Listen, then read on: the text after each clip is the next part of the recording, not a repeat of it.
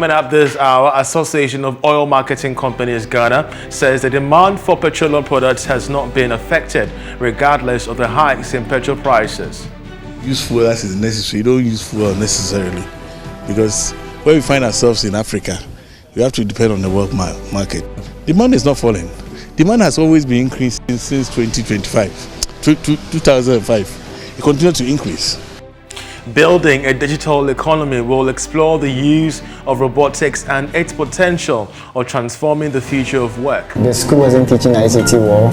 We were not using the computers and all that. We weren't having computers, and it was taught on the blackboard. So I had to stop school in JHS1 around 30 years old, then to start working at an internet cafe.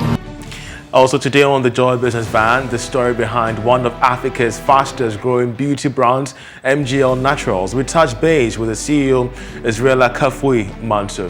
A very, very humble family who are war victims, came back to Ghana with nothing and had nothing. I know what it is to be poor, and so I wanted to break that chain of poverty in my family. Also, the ongoing AFDB annual meetings winding up. We have my colleague Ebenezer Sabote on standby to give us details live from the ground. We have all these and more coming up shortly. Do stay with us.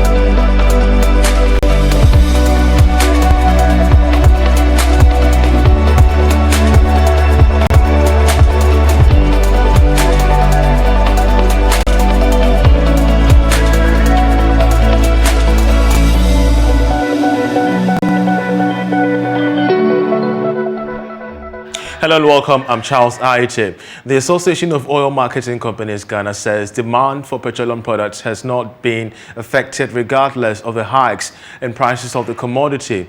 According to its chief executive, Kweku Agyemangua, members of the association have rather invested more to satisfy the customers. He spoke to a cross-section of the media at the 5th Safety Week celebration of the association under the theme, Petroleum Accident Brings Tears, Safety Brings Cheers. Here's more. This year's event is attracting stakeholders in the petroleum industry. The Safety Week celebration is targeted at achieving accident-free pumps. Chief Executive of the Association of Oil Marketing Companies Ghana, Kweku Agyemangua, says little can be done by the association on the hikes in the prices of fuel products. The diesel, because they said it was too expensive. Because you were buying, and when they said diesel close to 11 cities, they couldn't buy the diesel. If I had to even talk about some of them, to talk to them, employ them for them to buy it, they do want to buy it because it's a colossal sum. Imagine you used to buy diesel with 1 million liters, small money. Now you need big money to buy that amount of liters. It becomes very expensive. So now it's for you to manage. So you have got a cluster of 6 stations. You need to put where you want to put the diesel there so that people will go and buy. Until we get out of the woods, it's not a simple matter. I tell you now, it's not easy selling fuel out there, because you cannot go to the bank every day. Otherwise, for the sake of your customers, you can try to satisfy them, but you collapse. Demand is not falling. Demand has always been increasing since 2005. It continues to increase. But it's for us to manage the demand and see how we can satisfy it. On recent reports of an imminent shortage of fuel, Mr. Agyemangua reiterated there is enough fuel irrespective of the challenges. Definitely, it's not. Nobody likes that. Even if you as an individual and price continue, we wake up one morning, price is going up, we don't like it. Let alone an organization like us. We don't like it. But there's little that we can do to influence. We only have to manage the outcome. Okay? Manage the outcome is either we hedge or find some money and buy a lot and put it somewhere and try to use as and when they come in. That's what we do. And also try to use fuel as is necessary. You don't use fuel unnecessarily. Because where we find ourselves in Africa, we have to depend on the world market. The Safety Week celebration will conscientize members of the Association of Oil Marketing Companies on health and safety measures, as well as prevail on them to reinforce positive behavior at workplaces to achieve safety. James Ishen's report for Joy Business. Now, take charge of your natural resources and pursue value addition if you want to move Africa beyond aid. That's a challenge the Executive Director of the Policy Initiative for Economic Development, Dr. Daniel Ayitey Enim, is throwing to African leaders as they meet in Ghana for the annual African Development Bank Group meetings. Dr. Enim was reacting to calls by President Akufo-Addo at the opening of the conference for African countries to fight for their own interests and develop an economic model. Speaking to Joy Business, Dr. Ayitey Enim said that African governments should work towards ending dependence on external supports to drive development. Africa beyond aid is possible, but it demands that we do a lot of work. Number one, we need a very strong inter-Africa trade. Secondly, we need to mobilize our own resources and do a lot of investment with our own capital. And another thing, in my humble opinion, I think it will help is for the continent to be able to leverage on the resources that we have. That is by adding value to our resources rather than exporting them in a raw state. So we need that collective collaboration as a continent, as a bloc, to be able to achieve Africa beyond aid. We should be able to negotiate as a bloc, not as individual countries. And as a bloc, we should be able to employ professionals, technical people that will be able to push that agenda. And the last on the list is that strong political commitment to be able to drive the continent to a level where we could achieve Africa beyond aid. Now, the Executive Director for the Africa Center for International Trade and Development, Isaac Herbert Arthur, has called for the need to step up support for development projects on the continent. Expect that an institution like the AFDB will actually be an African, of course we know it's an African institution, but we expect that they will begin to really focus on Africa and then fund projects that are very practical projects that will bring about our transformation. Not funding projects that really do not contribute to solving the current problem that we have. We have problems in Africa, even considering trade. Why are we allowing these same Bretton Woods institutions to be funding even country strategies for implementation of the AFCFTA? It's you can't just understand. So we need the African institutions like the AFDB, like the Afrexim banks, to really show up, take up the initiative to fund most of the development projects that we have. We need them. There are so many of them. Countries are struggling developing even export strategies, AFCFTA strategies, industrialization strategies, and when those strategies have been developed, they need to be implemented. Well, a 2019 study by the International Finance Corporation estimates about 230 million jobs across the region will require digital skills by 2030. And more than 9 million of those jobs will be in Ghana. Unfortunately, though, less than 10% of these workers fit any of these jobs. This afternoon, we have school to learn robotics and how he's changing the face of STEM by inculcating in students the industrial skill of science and technology. I interacted with him, and here's more in my report. Jonathan Kennedy Sowa has an aim: improving Ghana's STEM systems through innovative and free educational services. So, when I was in school, it started with ICT. So the school wasn't teaching ICT well. We were not using the computers and all that. We weren't having computers, and it was taught on the blackboard. So I had to stop school in JHS1 around 30 years old, then to start working at an internet cafe. Yes. So it was true that I got to know about robotics.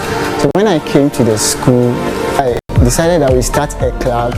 We teach programming because the school wasn't teaching programming. Our curriculum doesn't teach programming. And then we participated in competitions. We trained some girls to participate in the MTN Apps Challenge in 2018. And then they came out successful. They didn't win the ultimate prize, but they won an innovative award. So I think the challenge is that when students are able to see the relevance of what they are learning, they are able to relate it to the real world, they get empowered and inspired to learn more. This is the close side.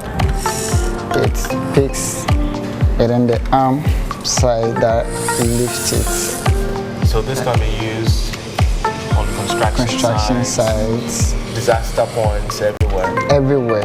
I've come here to the Labone Senior High School to meet Jonathan, interact with students of his association. This is where his dream started as a young student of the senior high school in the ICT lab with no infrastructure.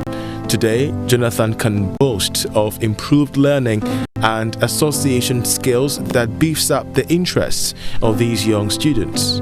During the COVID, we tasked them to come out with innovations that can stop the spread of COVID-19. And then they built a smart hand sanitizer.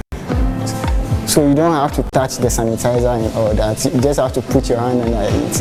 And they built it from recycled plastics and all that.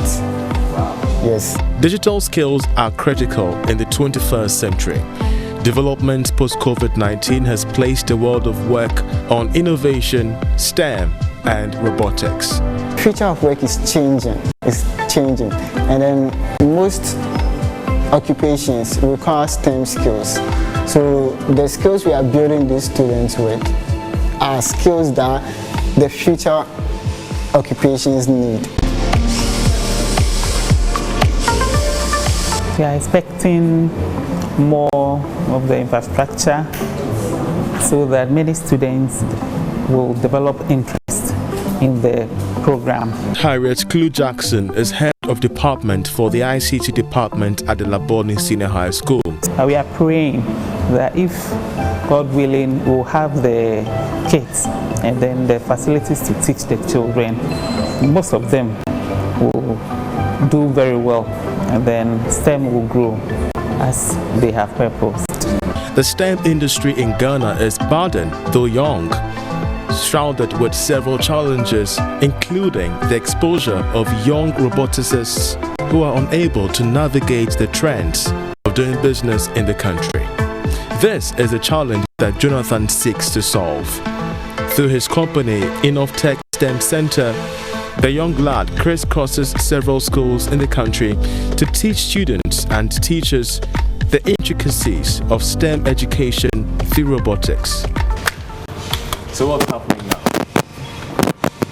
Okay, so we are connecting. It was connected yesterday. We weren't able to establish the connection. Right.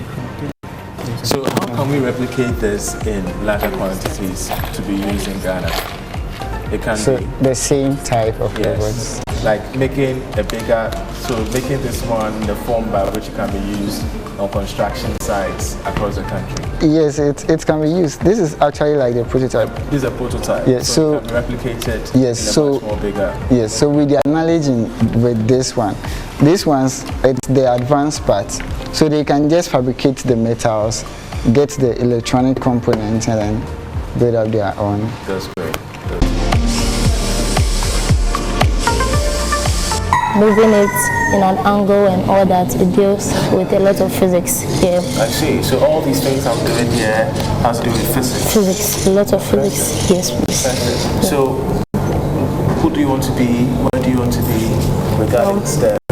I want to be a programmer and I want to set up a business as in a school for girls, young girls like me to come and learn about STEM. That's great. Yes. That's great. So youngsters like her and many others are under the benefits of this innovator, Jonathan, who is making so much out of robotics and STEM related courses. He's much more positive that with interventions as this nature, he's going to be able to pull a whole pool of investors who are aiming at Ghana's untapped STEM industry. I'm Charles Ayitey reporting for Joy Business. Well, you're still watching Business Live. We're going for a short break. We'll be right back. To stay with us. The ongoing African Development Bank annual meeting is in day 3, and our reporter Ebenezer Sabote is on the venue to help us with details. I think we've lost Sabote there, but we'll try and raise the line and also give you updates on the outcome of this particular meeting, especially when they're going to be exploring the Africa economic outlook. In the meantime, we'll leave you with international business news. I'm Charles Ayitey. Many thanks for watching.